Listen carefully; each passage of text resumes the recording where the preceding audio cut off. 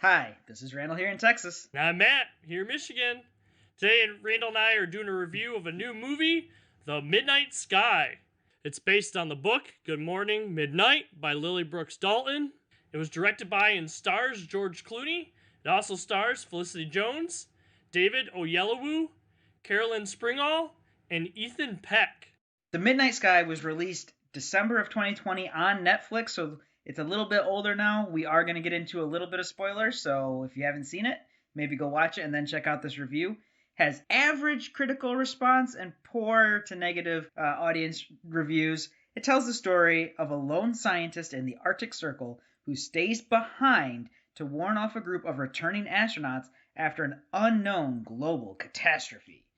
So, Matt, what did you think of this Netflix film, The Midnight Sky?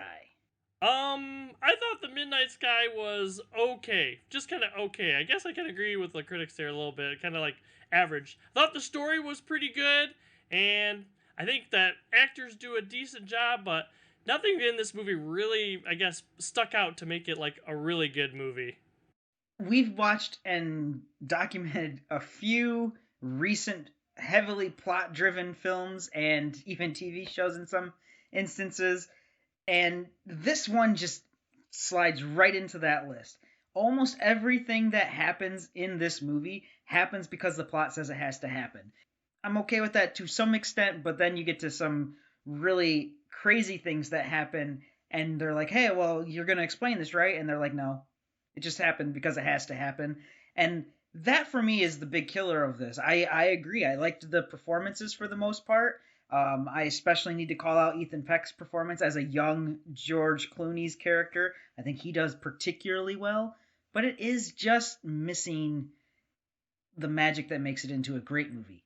It's average. Yeah, I thought some of the scenes were beautiful and stuff, though I think they might have lacked a little bit of like a wow factor. I don't know. I thought they could have been a little bit more than what some of the things were portrayed in this. And this is supposedly a sci-fi movie, but I don't know how much sci-fi really is. I mean, I guess it's kind of like the background thing, but really the focus is on this story, particularly as you mentioned, Peck and Clooney's character. It's really about relationships and stuff, and like the relationships he had or didn't quite have going on through his life. There's a little bit of flashback, and it takes place primarily in the modern time of the movie. But Peck's character, he's just playing a younger version of Clooney's character, and he does again a very good job of it with the mannerisms and everything. And I liked it, but it's funny, there's not very much script to the character, but I can still say like, oh no, they are definitely playing the same character. It's very, very well done. But so much stuff happens in here that just adds fake tension because it just happens to be tension. Really good example in the film where the astronauts are coming back, their ship drifts off course, and you're like, well, okay, well, why did it drift off course? Don't worry about it, because it has to. Literally, the ship only drifts off course so that way they can correct the course and go through an uncharted part of space, so that way later there can be tension when they start getting pummeled by like ice and like little asteroids and everything. And I'm like, well, this all stems from the fact that they had to do this, but you're not explaining how they ever lost course in the first place. It's all fake tension. It's not there for any reason other than it has to be because the plot says it has to be. It's very annoying. And that's kind of what I was getting at too about like the sci-fi thing. A lot of times in like sci-fi movies, you kind of explain a little bit about the science behind different things.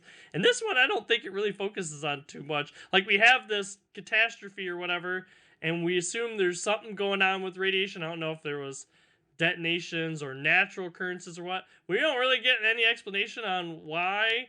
And another thing too, some of like the characters in this, it's like they don't understand really what's going on, or at least the gravity of what's going on. Like again, in the movie, people are basically being ushered in like underground where they're pretty much going to die. Like we've kind of given up on Earth a little bit here, and they just kind of like you wouldn't really notice that or whatever just from their, I don't know what you want to say, how they're acting and stuff in the moment.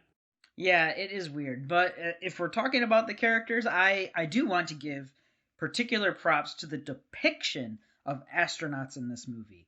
Now, a lot of the times in popcorn films, astronauts get depicted as almost hot-headed or not as even-keeled as they should be, in my opinion.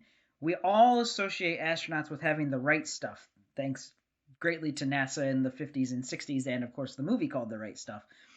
But this film does the same thing, where the astronauts, they're put into a bad spot, and when they act super professional. And I'm like, thank you! This is how astronauts act in crises. They are methodical. They stick to the book as close as they can. They only ever go outside the bounds of the books if they absolutely have to, but they are absolute consummate professionals, and I was perfectly okay with that, except for the pregnancy thing. You need a little bit of a drama to kind of like make it like an interesting movie than just have like, this is how things really happen.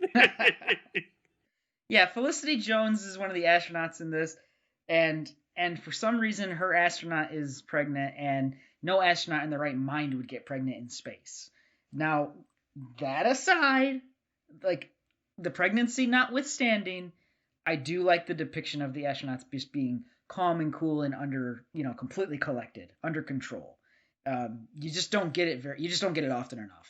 Honestly, I might have enjoyed the movie just being more of like Clooney and stuff, in the Arctic and stuff, trying to get to. I wouldn't care as much if we, saw less of the astronauts. What do you think, Randall? Yeah, I think that's pretty accurate. Honestly, I thought that the man versus nature storyline would have been way more interesting. So Clooney's character starts out in one spot. Again, he's just there to warn the astronauts off, like, don't come back to Earth. It's done. It's ruined. We've gone and done something. We don't know what it is.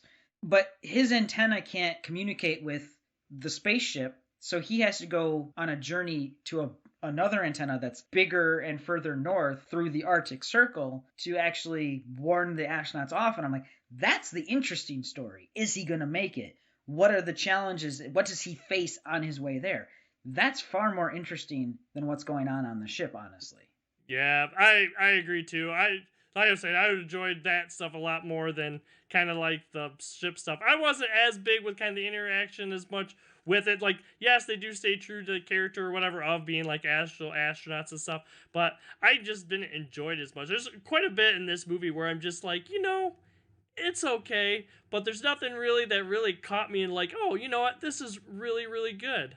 And I tell you what, there's a reason that in Apollo 13, Ron Howard famously said, well, if we did it like that, like it actually happened, it would have been a boring film. Like, yeah, because astronauts are calm and cool and collected. Like they had to add artificial tension even in Apollo 13, basically. So we want to know what you guys think of this new Netflix movie, The Midnight Sky. It was #1 rated movie on Netflix for like 5 days straight. I think it's kind of a bit of a okay film, but not that great, and I think Matt pretty much mirrored that. So give us your thoughts down below. Maybe Netflix will figure out these movies one day, and Enola Holmes notwithstanding, I don't think we've watched or reviewed a very good Netflix film quite yet. Oh yeah, I totally agree. What do you guys think about Midnight Sky? Let us know in the comments. What do you think about our review? If you like this review, be sure to give us a thumbs up. Also, hit that subscribe button and ring that bell to get notified about our latest videos. Post new videos every Monday and Thursday. And be sure to check out our Facebook page. We'll put a post a day before our videos come out to let you know what the topic of the next video is going to be. For now, I'm Matt here in Michigan. Have a good day. I'm Randall here in Texas. I'll see everyone in the next one. Next time on No Market Media.